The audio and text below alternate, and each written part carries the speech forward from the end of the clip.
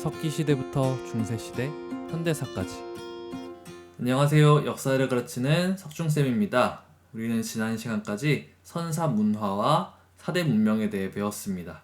이제부터는 각 지역의 역사에 대해서 구체적으로 살펴보게 될 텐데요.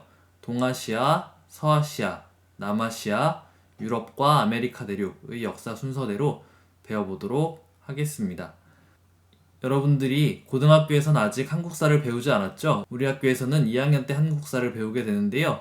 그래도 중학교 때 배웠던 한국사 부분 잘 기억하면서 우리가 배울 세계사와 비교해 본다면 역사를 공부하는데 조금 더 재미있게 공부할 수 있을 것 같습니다. 우리는 먼저 동아시아 지역에 대해 알아보게 될 텐데요. 약 3주간의 시간 동안 동아시아 지역의 역사를 살펴보도록 할 겁니다. 지난 시간에 우리가 중국 문명에 대해 배웠죠? 거기서부터 이제 이야기는 시작이 됩니다. 오늘은 교과서 34쪽에 춘추 전국 시대의 발전에서부터 진도를 나갈 텐데요. 춘추 전국 시대는 기원전 8에서 3세기에 중국 대륙에서 많은 나라들이 서로 경쟁하던 시기를 말하는데요. 이 시기에 우리나라는 고조선이 있었습니다.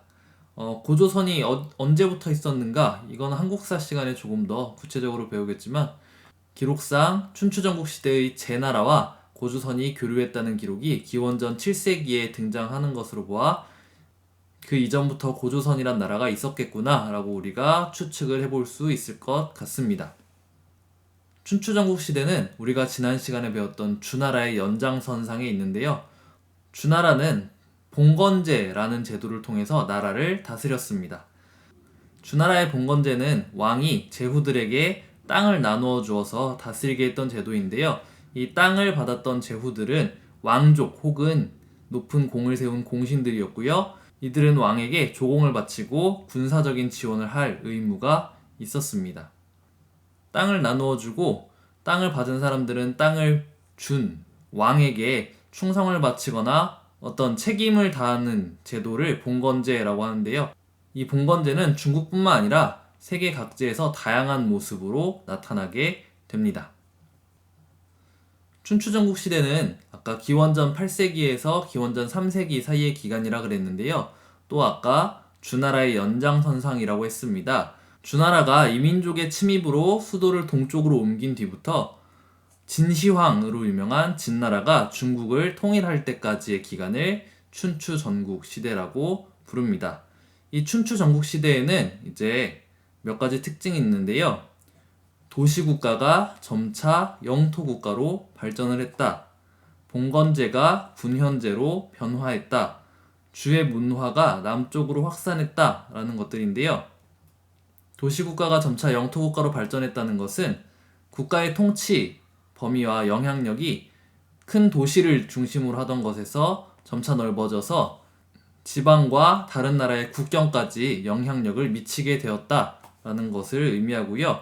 봉건제가 군현제로 변화하였다라는 것은 이제 왕이 땅을 나누어 주던 시대에서 왕이 신하를 직접 파견해서 그 지역을 다스리게 되었다라는 것을 의미합니다.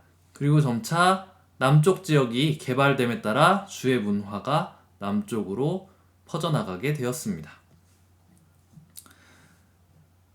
자, 질문이 있네요. 도시국가가 영토국가로 발전하고 봉건제가 군현제로 변화한 이유는 무엇일까? 라고 물어보았습니다.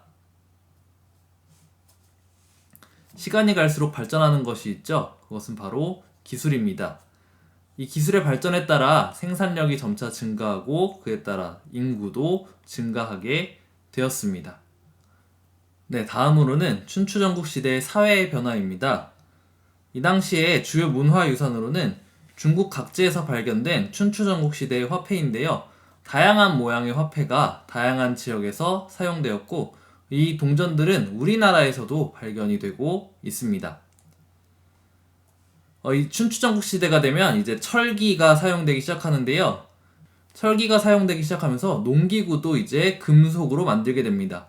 청동기 시대 때는요, 무기나 제사용품을 청동기로 만들긴 했지만 농사는 여전히 석기로 지었거든요. 근데 이제 석기가 아닌 금속으로 농사를 지을 수 있게 되면서 생산량이 증가하게 됩니다. 생산량이 증가하니까 이 남는 것들을 이제 서로 교환하게 되죠. 그러면서 상업이 발달하게 되는데요. 이 상업의 발달이 물물 교환에서 이제 화폐를 활용한 경제로 발전하게 됩니다. 각 나라마다 이제 화폐를 만들어서 유통하게 되고요. 그리고 사유재산에 대한 개념이 더욱더 강해지면서 토지의 사유화, 토지를 공동으로 활용하는 것이 아니라 한 개인이 특정 토지에 대해서 권리를 가지게 되는데요. 이렇게 땅을 가진 사람들이 생긴 반면에 땅을 가지지 못한 사람들도 생겼기 때문에 신분 질서가 새롭게 재편성되었습니다. 그 이전보다는 불평등한 구조가 더욱 강화되었겠구나 우리가 유추해 볼 수 있을 것 같습니다. 또 춘추 전국 시대에는 각 나라 간의 전쟁이 이제 빈번하게 일어났는데요. 초창기에는 귀족이 전차를 타고 귀족들끼리 싸우는 것이었다면 나중에는 기병과 보병이 중심이 되어 많은 백성들을 군대에 동원해야 하는 일이 생겼습니다. 질문입니다. 백성이 전쟁에 참여하면서 사회적 지위가 향상되었다라고 교과서에 서술되어 있는데요. 과연 그 이유는 무엇일까요? 자, 그리고 춘추전국 시대에는 각 나라들이 서로 경쟁하면서 부국 강병을 위해 힘썼는데요. 그 방편으로서 여러 가지 이론들이 제시됩니다. 그 이론들을 주장했던 사람들과 또 그 사상들을 우리가 제자백가라고 부르는데요. 이 제자백가의 특징은 굉장히 현실적인 정치 사상을 제시했다라는 것입니다. 이 제자백가의 사상은 오랜 시간 동안 중국의 정신문화에 큰 영향을 주게 되는데요. 서양의 사상과는 조금 차이가 있는 것이 종교적인 성격이 적다라는 것입니다. 아까도 이야기했다시피 정치 참여를 위한 방편으로서 지시되었기 때문에 굉장히 합리적인 측면이 있다고 합니다. 대표적인 세 개의 학파를 살펴볼 텐데요. 먼저 유가입니다. 유가의 대표적인 인물로는 공자와 맹자, 순자 등이 있는데요. 유가는 가족 윤리를 중시하고 그것을 천하로 확장하고자 합니다. 유가, 유교하면 여러분들 효라는 단어 잘 알고 있죠? 이런 예의 범절 그리고 형식을 통해서 도덕적인 의무를 수행하고 그 도덕의 원리를 따라 천하를 통치하고자 했습니다. 다음 법가인데요. 대표적인 인물로는 상황과 한미자라는 인물들이 있습니다.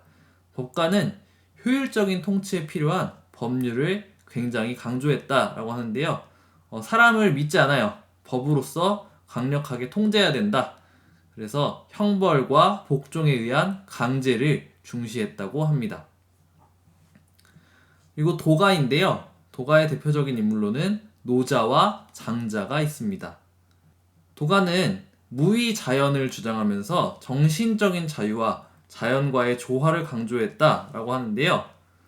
무위자연을 주장했다라는 것은 인위적인 제도는 반대했다라는 거예요. 그래서 인위적인 제도가 없이도 통치할 수 있는 작은 나라, 소국 과민을 추구했다라고 합니다. 극단적으로는 자신을 잃어버리는 경제, 인위적인 모든 것을 잃어버리는 그 경제에 이르는 것까지 추구했다고 합니다. 이 도가의 사상은 중국의 정치보다는 종교, 사상적인 측면에 더 영향을 미치게 됩니다. 마지막 질문입니다. 여러분들이 한 조직의 리더라면 제자백가의 사상 중 어떤 것을 활용해서 조직을 이끌어 나갈 수 있을까요?